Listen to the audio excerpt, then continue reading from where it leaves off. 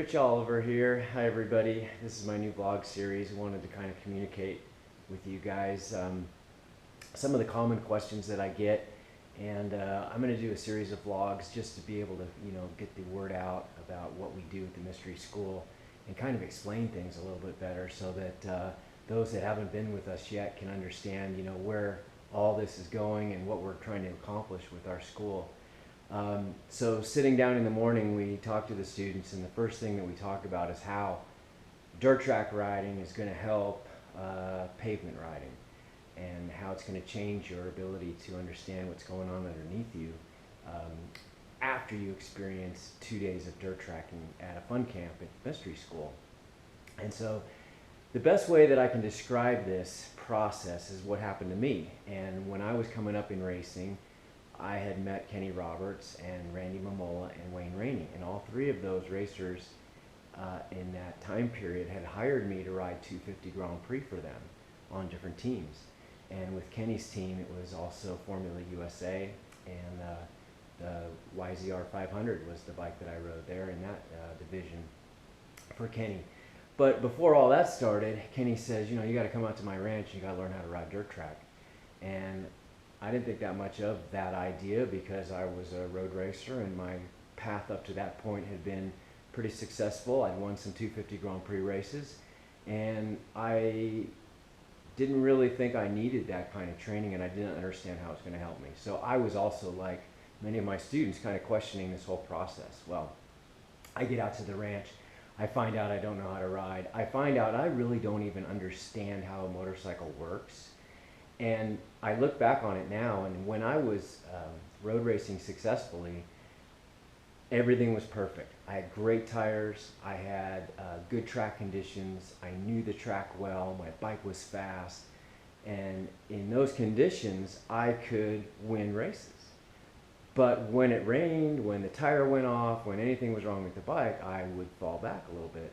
And so after learning how to dirt track, what I noticed, and what you'll all notice when you get through your fun camp weekend, is you start to focus more on the level of traction that each wheel underneath you has and the feedback that is telling you.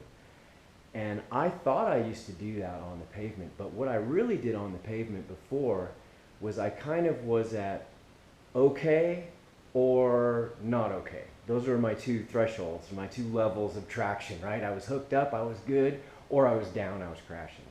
And I didn't have a middle ground there where I could slide the bike and feel what the tires were doing, get that feedback, And so after riding dirt track for years, what I learned was that I needed to think more about the feedback I was getting through the bike. And dirt track being the ability to slide the bike and power slide the rear wheel out of the corners, brake slide it on the way in, push the front, scrub off speed with the front, turn it in, slide it. These are things that you'll learn, and they will help you enhance your sensitivity to traction.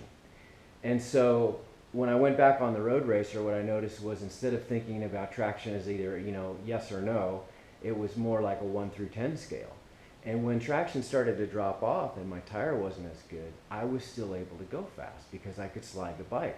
I could feel through the foot pegs, through my butt, through the handlebars, more information. I noticed too, I held on to the bike looser, and I used my core strength more, and I rode the bike in a different way. I went in the corners a little bit softer than I used to, and I powered out a lot harder.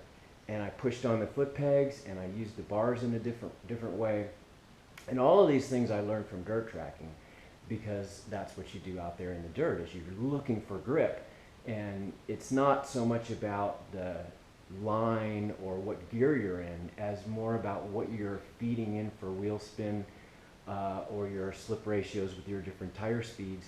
That's what you think of in dirt tracking, and it really helped me on the pavement, and I didn't even think it would. I was not convinced either when I went. So to sum it up, basically once you ride dirt track and we train you how to do that, and there's specific lessons that you'll go through to make sure you do it in a safe manner with good body position, so if you go down you won't get hurt, you won't get your knee involved underneath the handlebars, things like that. There's a set body position that you have to learn. But once you get that down, then it provides the opportunity for you to play with the bike on the dirt and slide it and learn what it does and understand how to manipulate it underneath you in a very out of control manner, yet still be in control of it and guide it around the track. And that is an invaluable skill to have when it comes to pavement as well, because you'll notice you'll have way more feedback, a lighter touch on the bars, more information is coming at you from the bike, so that you can ride it properly on the street, on the track, supermoto, whatever you do, it doesn't really matter. Having dirt bike skills is fundamental to all that other stuff working for you. So hopefully that explains why it's an important aspect of riding to come and learn how to dirt track with us. Our school is really designed to give the same feeling that I got when I rode at Kenny's Ranch, which was, now I understand what I can do with the bike. So that is our goal, and that is the most important thing for you to leave on Sunday night with confidence that you can control a motorcycle that's sliding out of control underneath you, and then you will be able to enhance all the things that you ride and race. So hopefully that answers the question. Now I'm going to keep doing these, and we're going to keep talking about different subjects and the mystery school and different lessons and things I learned with steel shoe and all that good stuff, racing stories, suspension setups, 250 stories, engine stories, team stories. I got lots of great stories to tell you, and I may as well tell you now before I forget them all. So I'm going to go ahead and put them on video, and hopefully we'll be able to put these out once in a while so that you can enjoy some of those experiences too. And you know, to finish, I just want to tell you guys that we so appreciate you coming to the mystery school, and our business is one of the most fun aspects of my life that I have now, is I really enjoy helping people kind of understand how to ride a motorcycle and improve their skills, and it's a great feeling for us at the school to pass that on to you. So hopefully look us up when you can, richoliver.net, that's where all our dates are. We have a YouTube channel that you'll find. We have Facebook also, and Instagram, so there's lots of ways to find us, but the best way is the website, or you can call us. The phone number's on the website as well, and we'll give you more information directly, okay? So thanks so much for listening, and until next time, we will see you soon at the Mystery School.